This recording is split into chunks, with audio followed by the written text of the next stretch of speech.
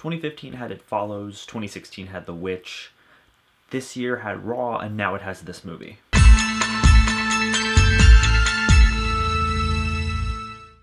Do you say then they had to do a blood test to see if her head matched the body?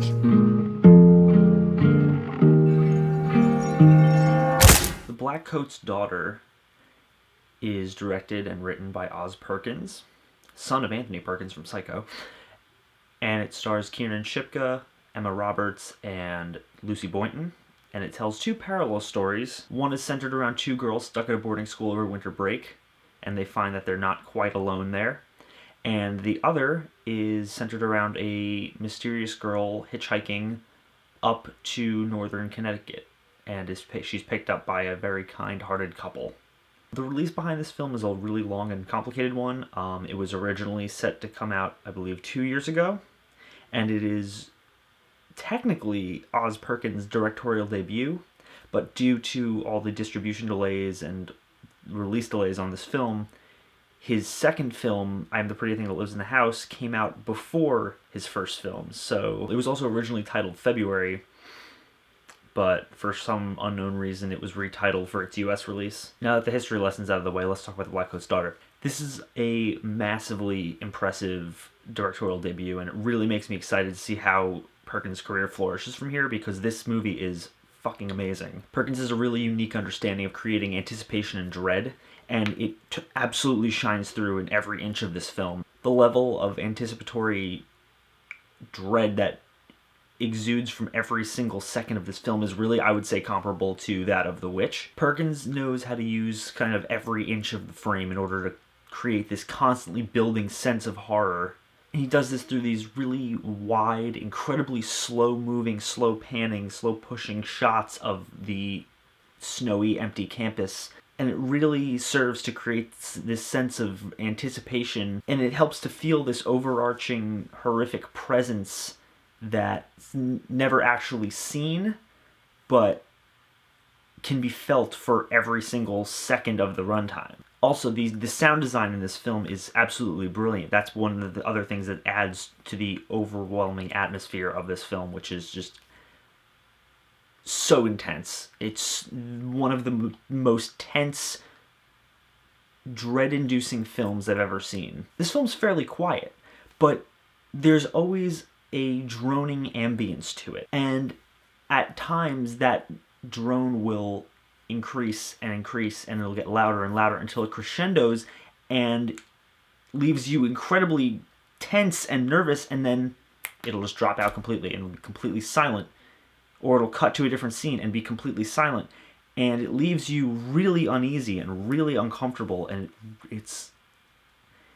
it serves to really just keep you on edge for the entire film, and it's brilliant. And that unnerving sound design, coupled with the visuals that I discussed and an incredibly terrifying performance by Kiernan Shipka, results in what I would consider to be one of the best jump scares in horror cinema, right up there with The Exorcist 3. And on the subject of acting, there really isn't a single weak performance in the film. Lucy Boynton and James Remar both do excellent jobs as like the more kind, warm people in the film. And then Emma Roberts, for her limited screen time, gives a very unsettling performance as Joan.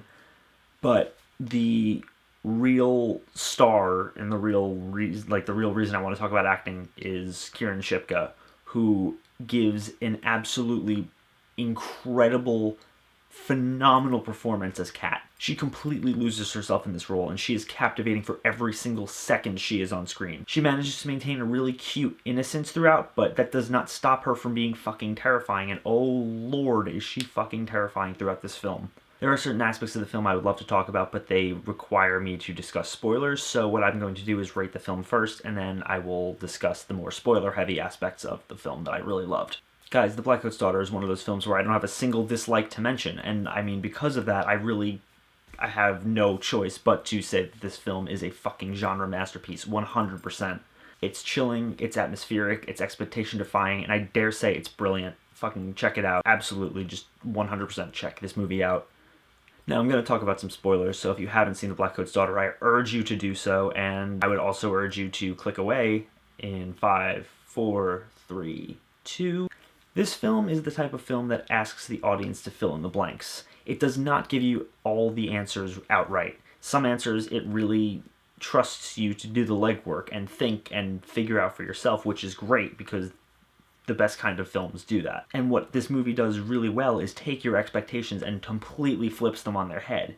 What originally seems like two separate stories that maybe have a similar theme end up being related in a much different way than I was expecting, and it blew my fucking mind. When so much of the film's running time is dedicated to discussing Kat's missing parents, and when James Remar is talking to Joan about his daughter who died, I was really led to believe, oh, okay, Kat's a ghost or something like that.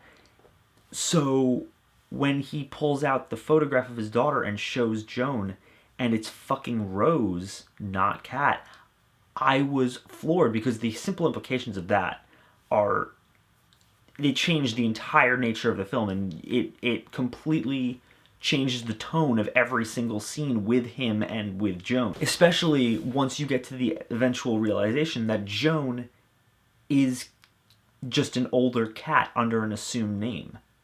That is one of the coolest twists of this film. I did not see that coming. I was floored when I realized it because it was so unexpected and so twisted to know that this girl is now being driven to the location where she murdered these people's daughter, and they don't realize that she's the one who murdered their fucking daughter. I also really applaud this film for creating such a melancholy, somber, really just bleak ending where Joan / Kat is forced to face the ramifications of everything she's done, all in search of a paternal figure. I mean, she, from a very young age, she welcomes this demon into her body, all because she wants a parental figure, and does all these horrible things to please it in its name. And in the end, she spends her entire life trying to get back to this creature, this entity, and all the horrible things she does to get back to it, and it's completely forsaken her. And she's forced to sit there alone and realize everything she's done up until this point has been for nothing, and she just completely breaks down. Especially, there's a really depressing irony to it in that James Remar's character is somebody who could have been that parental figure, and she kills him to go back to this entity from her childhood who is completely left her, and she's left all alone with nothing but the fact that she's murdered however many people in order to return to this thing. And that is such a bleak, depressing ending, and it's so good. That is a powerful ending. Guys, I seriously adored this film. I cannot wait for it to come out on Blu-ray at the end of May. I cannot urge you enough. Go watch it. It's out on video on demand right now. It will be out on Blu-ray on May 30th. Watch it if you have not.